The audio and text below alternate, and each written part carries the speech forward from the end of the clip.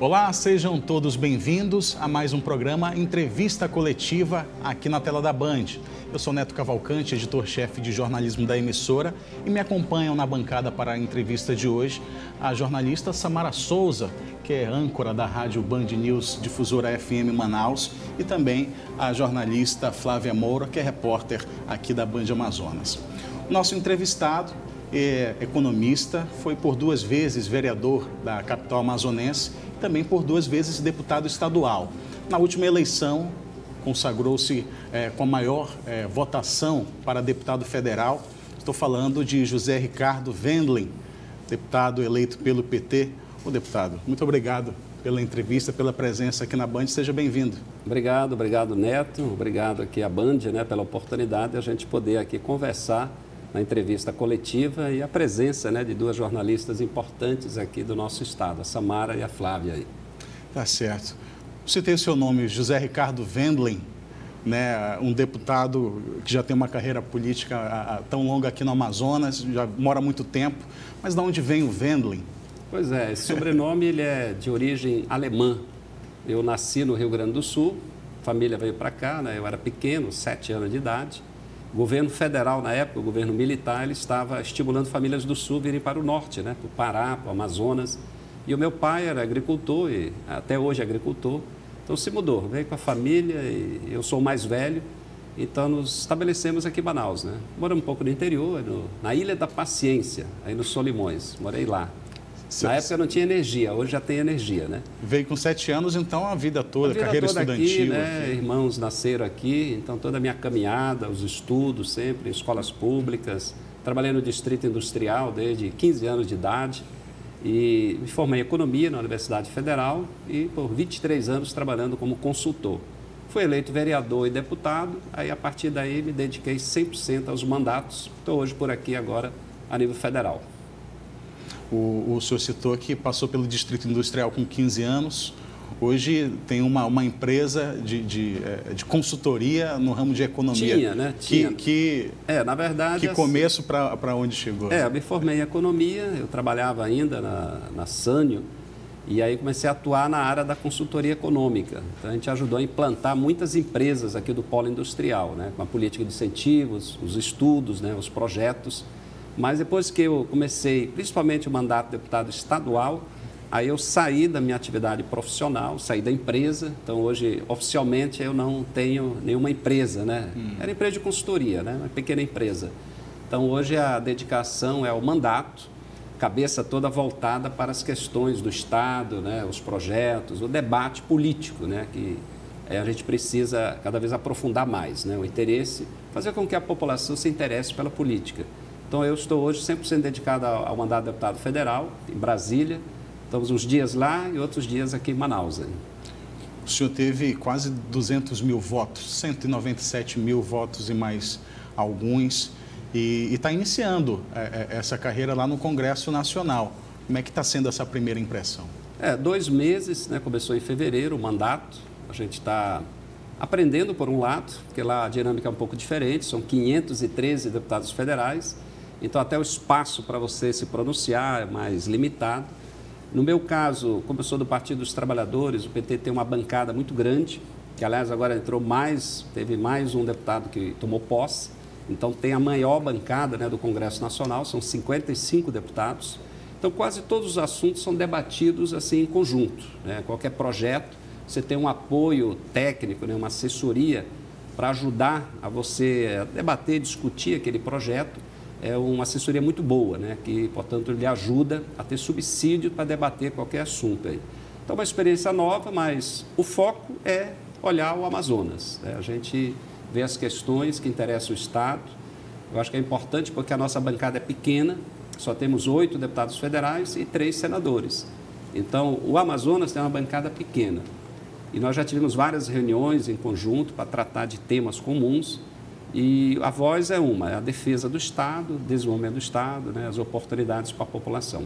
E o senhor ficou bastante conhecido como, ainda é conhecido como o homem da Kombi, justamente para prestar contas aí à população. Agora, como deputado federal, o senhor pretende continuar com esse título Homem da Kombi ou pretende trocar de carro ou de... Como é que é isso? É interessante que essa questão do Homem da Kombi, ela surgiu meio espontânea, né? As pessoas começaram a falar, é o cara da Kombi, é o Homem da Kombi, por me ver toda semana em cima de uma Kombi prestando contas. Quem começou isso foi o Praciano. Na verdade, foi o deputado Praciano, na época ainda de vereador, ele começou a fazer isso. Ele mesmo dizia, olha, eu não tenho programa de televisão, de rádio, eu não tenho tanta inserção, né? Mas eu estou lá, né, no terminal, conversando com a população, falando do seu trabalho. Aí eu fui eleito vereador também, no último mandato dele de vereador, eu fui eleito primeira vez vereador. E aí eu comecei a fazer a mesma coisa, de lá até hoje. Os 2 mandatos de vereador, de estadual e agora de federal. Toda semana, dia de sexta-feira, dia de segunda-feira, eu estou lá no terminal, ou numa feira, ou no mercado, em cima da Kombi velha, toda hora recalchutando, para prestar conta que o simbolismo da Kombi é esse, é você dar uma satisfação à população do trabalho que você está fazendo. Então lá eu falo dos projetos que eu apresentei, né, dos posicionamentos, questões da cidade, do estado, e, portanto, que afeta a vida da população. E eu recebo muitas sugestões, tem muita gente que passa, para também colocar alguma ideia, né, encaminhar alguma sugestão, ou fazer crítica também. Mas você anda na Kombi mesmo ali? Em cima da Kombi. A Kombi, é em cima da Kombi, exatamente. É uma forma de você poder realmente ter um diálogo e levar as informações para quem está lá esperando o ônibus. Às vezes a pessoa está esperando lá 10, 15, 20 minutos um ônibus, e aí você está levando informações, dados, né, e falando do seu trabalho. E muitas pessoas vêm para dizer, poxa, é legal, estou vendo aí o deputado, é muito difícil você ver um parlamentar vindo aqui de forma aberta, né, assim, à frente das pessoas e falar do trabalho. E está sujeito às críticas, como eu falo, às vezes passa alguém me xingando também, né? Mas eu acho que é uma questão de respeitar as pessoas e a população saber o que o político está fazendo, né, para poder ele saber, né, o povo saber se o meu trabalho está valendo a pena ou não. Então, essa é a nossa prática. Daí que surgiu o Homem da Kombi. Não está incorporado no meu nome, né? Meu nome político é José Ricardo. Mas a gente aceita esse carinho da população, reconhecimento, né? Porque vê a pessoa lá e não está sumido. Antes da eleição estou lá, durante e depois da eleição continuo, né? Agora, deputado, como o senhor falou, o senhor vem aqui para prestar contas e tal, para ficar em cima da Kombi, já fez uma audiência na Assembleia Legislativa sobre a reforma da Previdência. Agora, dos bastidores, dizem que o senhor não quer arredar pé da base, já pensa nas eleições de 2020, seria isso ou não? Em relação a você estar na base, isso aí é uma prática nossa, sempre foi. Eu acho que é importante que você não se distancie, vamos dizer assim, da população, das comunidades que você acompanha, dos vários segmentos organizados, como os professores. Então, a gente procura acompanhar a luta dos professores, nas várias comunidades onde você tem lutas, como, por exemplo, em relação à moradia, que é um problema sério de Manaus e do Estado, né, a falta de política habitacional. Então, está sempre próximo. Porque, olha, a maior crítica que eu sempre ouvi era o seguinte: na campanha política, o político aparece, abraça todo mundo, está lá todo dia e depois some. Ganhando ou perdendo, ele some. E eu, como eu disse, a exemplo do Praciano e de outros políticos, campanha era o momento da campanha, mas política se faz todo dia, com mandato, sem mandato, no período da campanha ou fora da campanha. Então, acabou a campanha, o Zé Ricardo continua indo nos mesmos lugares, fazendo o mesmo trabalho e não se ausentando. Nós estamos agora debatendo esse assunto da reforma da Previdência. Eu acho que é fundamental. Esse é um assunto que precisa ser debatido com as pessoas, né? Com a população. Porque quem vai ser atingido? De modo geral, todos que pensam em se aposentar, né, no futuro, ou estão na porta de se aposentar. Então, é algo que mexe com a vida de todas as pessoas. O governo tem uma proposta. Essa proposta, no geral, na minha avaliação, ela não é boa. Aliás, ela prejudica muito. Então, eu acho que cada ponto precisa ser debatido de forma aberta, clara, o povo ser ouvido em relação a algo que afeta a sua vida, o seu futuro, né? E o que o senhor mais tem ouvido da população com relação à reforma da Previdência? Olha só, na verdade, esse projeto ele ainda não está sendo, vamos dizer assim, bem discutido com detalhes, de forma ampla, né? Os meios de comunicação começam já a divulgar, muito mais a versão do governo, porque o governo, claro, patrocina, né, para levar essa informação para a sociedade. E eu diria assim, ainda a maior parte da população não tem ciência do conteúdo de cada proposta que está colocada no projeto da reforma. Por exemplo, existe uma proposta para desvincular da Constituição. Hoje é a Constituição que fala da Seguridade Social. O que é a Seguridade? É assistência, previdência e saúde. Quem financia isso? O poder público, os empregadores e o próprio empregado, que aí você tem a contribuição da Previdência. Eles querem tirar da Constituição, aí ficam leis ordinárias, o presidente pode baixar um decreto, uma lei posterior pode alterar regras. Hoje a Constituição garante a questão da seguridade, então querem mudar essa regra. Você tem questão relacionada ao fato de que hoje o poder público, mesmo para quem não contribui para a Previdência, a Constituição garante a assistência, é o benefício, o chamado BPC. Então a pessoa chega com 60, 65 anos de idade, mesmo que ela nunca tenha contribuído para a Previdência, ela recebe um valor, no mínimo um salário mínimo. Então querem mudar essa regra, querem aumentar a idade para 70 anos, querem dar um valor menor, que é R$400. Então, são questões como essa que seria a garantia da solidariedade. Todos nós pagamos, até mesmo para aquele idoso que nunca contribuiu. É isso que está na Constituição e é isso que, no bojo desse projeto, estão querendo alterar. Tem vários outros pontos, por exemplo, a questão da capitalização. É mudar a regra da Previdência, onde somente a pessoa, o empregado, contribui para a sua aposentadoria. Aí guarda o dinheiro numa capitalização. Uma poupança. É como se fosse uma poupança. O problema é que o valor é muito baixo. Hoje é o empregador que contribui, um percentual, o empregado, e o governo complementa em algumas situações, né, onde acaba tendo as exceções que o governo acaba assumindo pelo fato de algumas pessoas, por exemplo, com deficiência, que não vão poder trabalhar, mas precisam receber alguma coisa. Alguém que trabalhava, mas teve um acidente, ficou incapacitado, e aí também precisa ter assistência, não vai mais contribuir. Tudo isso muda. Eu ia pedir isso para o senhor, para que desse exemplos, né, de pessoas, por exemplo, que venham a não contribuir durante uma vida inteira, 70 anos. Você tem pessoas... Para quem mora na cidade grande, talvez seja um pouco difícil de imaginar, mas para quem vem do interior... Vamos olhar assim, você tem hoje uma regra de aposentadoria. Aqueles que propõem agora é o seguinte, para você ser aposentado, teria que ter 65 anos e teria que ter contribuído durante 20 anos. Aí você vai receber uma parte só, 60%. Você não vai se aposentar com valor integral. Se quiser valor integral, teria que contribuir durante 40 anos. Ora, desemprego ao longo da vida, problemas da economia, como nós estamos tendo agora. O IBGE acabou de anunciar o aumento do desemprego no Brasil. Então, quantas pessoas já não estão desempregadas há alguns anos e não contribuem para a Previdência? Então, tem pessoas que nunca vão alcançar 40 anos de contribuição. Trabalhador rural, hoje é exigido 15 anos de contribuição. Tem gente que não consegue, porque no interior, na área rural, como é que ele vai contribuir, não é empregado? Agora, eles querem aumentar para 20 anos. Essa área rural, inclusive, tem muita coisa a ser discutida, deputado. Muito mesmo. Eu peço, então, que a gente faça um breve intervalo aqui na entrevista coletiva para continuar esse assunto no próximo bloco.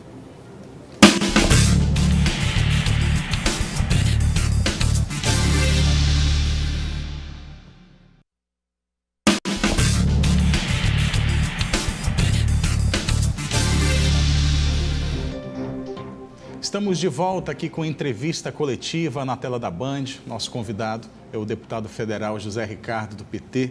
Deputado, a gente falava ainda há pouco no bloco anterior sobre a reforma da Previdência, mas durante o intervalo o senhor falou também dessa experiência como deputado federal, a situação da quantidade de deputados e o que precisa ser feito lá para conseguir subir a tribuna, conseguir ter um tempo e dar o seu recado lá. Né? São 513 deputados federais, então realmente há uma disputa muito grande para poder se posicionar. No geral, quem mais se pronuncia são as lideranças de cada partido. Então, um pouco mais de 20 partidos no Congresso. Os partidos maiores têm vice-líderes, então você tem esse espaço. Mas eu tenho outros espaços que a gente pode falar, principalmente aquele chamado 1 minuto, né? Você tem 1 minuto para se pronunciar, todo dia, se quiser. E eu aproveito todos os tempos que nós temos disponíveis para poder eu falar, até porque nós temos muitos assuntos aqui do estado do Amazonas, tem a questão da educação, a área da saúde, já me pronunciei várias vezes, né? A questão da política de habitação, que é um problema sério, da falta de moradias. Então, tem várias pautas do Amazonas, como a cobrança do governo federal em relação aos investimentos na infraestrutura no Amazonas, não só a BR-319, mas recursos que a gente pode contar, e até agora não tem nada previsto, para comunicação, para energia, para os portos. Então, a gente aproveita bem esse pouco tempo que tem para poder a gente colocar o que nós estamos defendendo para o Estado. Deputado, com esse pouco tempo que tem e com a bancada tão pequena, vai dar para defender aí os nossos anseios, que são os principais, BR-319, Zona Franca de Manaus? Eu acho que, na verdade, foi o primeiro assunto que eu e outros colegas parlamentares do Amazonas tratamos, a Zona Franca de Manaus, a defesa da Zona Franca. Isso foi colocado não só na tribuna, mas também cobrado do presidente da Câmara, teve uma reunião com ele para ter o compromisso dele apoiar também a causa da Zona Franca. Teve uma reunião recente agora com o ministro da Economia. Eu não pude estar presente porque eu estava em Manaus, né, à frente de uma audiência pública na Assembleia Legislativa, tratando sobre o projeto da Previdência. E lá todos os parlamentares do Amazonas estão defendendo a Zona Franca. O tempo é pouco, mas dá para a gente dar o recado lá todo dia. O senhor falou, perdão, por favor, pode perguntar. Vamos lá, na eleição passada, para prefeito, seu nome foi bem recebido pela população, assim, na próxima, daqui a um ano. É possível ver o seu nome? No caso, o Partido dos Trabalhadores lançou candidato a prefeito em 2016. Eu fui candidato, fiquei em terceiro lugar, empate técnico em terceiro lugar, eu, o Serafim Correia e o Silas Câmara. Eu fiquei com 113 mil votos, o Serafim também com 113 e o Silas com 114. Na eleição que nós tivemos para governador, também fui lançado candidato, fui o segundo mais votado em Manaus e o quarto no Estado. Então, assim, o partido, ele, no momento do ano da eleição, define se vai ter candidato, quem vai ser. É o caso. No ano que vem, nós vamos ter eleição municipal. Vai ser uma eleição, acho que, bastante concorrida. A impressão é que vai ter muitos candidatos a prefeito, porque tem uma nova regra que não tem alianças proporcionais para vereador, ou seja, cada partido tem que lançar a sua chapa completa, né, de vereadores, não tem aliança para vereador. Então, há uma tendência de muitos partidos lançarem candidato a prefeito com o objetivo de também puxar voto para a legenda e eleger o máximo de vereadores. O Partido dos Trabalhadores vai fazer da mesma forma, né? Deve lançar candidato, essa definição é só no ano que vem. Eu estou sempre à disposição, né, do partido. Eu acho que a gente tem que debater a cidade. Eu espero que esse ano o partido possa já fazer um debate sobre os grandes temas da cidade de Manaus. Por exemplo, mobilidade urbana. Nós temos problemas seríssimos no sistema de transporte. A mesma coisa em relação a atendimento na área da saúde básica. Somente, acho que não chega a 50% a cobertura da atenção básica na cidade de Manaus. E esse é o papel da prefeitura. E quanto mais tiver atenção na saúde básica, menos nós vamos ter necessidade de investimento na saúde especializada. Então, são questões que eu acho que têm que ser tratadas na cidade de Manaus. Política habitacional, né? Nós estamos tendo uma grande ocupação ali na região do Distrito Industrial, que pouco é falado, gigantesca. Só que hoje ninguém tem alternativas para comprar nem um terreno urbanizado, legalizado de um projeto público. Nem loteamentos populares tem, muito menos casas. O que sobra, a população acaba ocupando, que eu não concordo que seja um caminho, né? A cidade precisa crescer, desenvolver, mas de forma ordenada, organizada, e o poder público tem que intervir nesse planejamento, né? O senhor, na sua carreira política, sempre ocupou cargos do Legislativo. A pergunta é se o senhor estaria pronto para assumir um cargo do Executivo, mas pensando na seguinte questão. Hoje a gente acompanha no governo federal e até mesmo aqui os governadores, o presidente falando que não vai ceder a negociações com partidos e tudo mais. O senhor assumindo, no caso da Prefeitura de Manaus, o senhor é do PT, é um partido que quem gosta, gosta, quem não gosta, não gosta mesmo. O senhor não acha que pode perder articulação com isso? Ou o senhor acha que daqui para lá esse tipo de política já vai ser algo ultrapassado? Você já está me colocando como, a resposta, como prefeito, né? Como alguém que já vai ganhar. Não sei nem se vou ser candidato, né? Mas eu diria assim, acho que a população ela espera um governante que cuide da cidade, cuide do Estado. Nós vimos agora, nessa eleição do ano passado, muitas mudanças, né? Um percentual grande de renovação no parlamento local e nacional e também executivo. Políticos tradicionais não foram eleitos e políticos novos e pessoas novas foram eleitas até meio nessa onda, né, que nós tivemos aí. Eu acho que em relação à cidade, conta muito isso. As propostas, as ideias, a pessoa também, se a pessoa tem, né, a credibilidade necessária, as pessoas querem alguém que você possa acreditar e mais que tenha competência para isso. O governo não se faz sozinho, acho que tem que ter um certo planejamento, precisa pensar a cidade. Eu vejo que Manaus é uma cidade que não para de crescer, então você tem que pensar mais, você tem que planejar melhor. Nós já estamos aí há quantos anos sem ter intervenções no sistema de mobilidade urbana.